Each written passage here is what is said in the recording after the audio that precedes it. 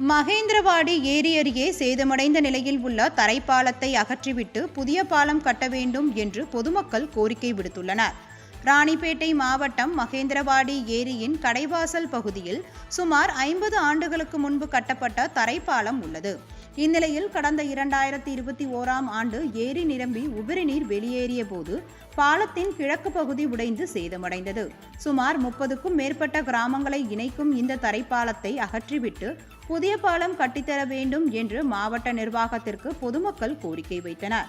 இதையொட்டி அப்பகுதியில் மண் பரிசோதனை செய்யப்பட்டு பல மாதங்கள் கடந்துவிட்ட நிலையில் இதுவரை பால கட்டுமான பணிகள் தொடங்கப்படவில்லை. இதனிடையே நெடுஞ்சாலைத்துறையினர் உடைந்த பாலம் வழியாக வாகனங்கள் செல்வதை தடுக்க சுவர் அமைத்துள்ளனர்.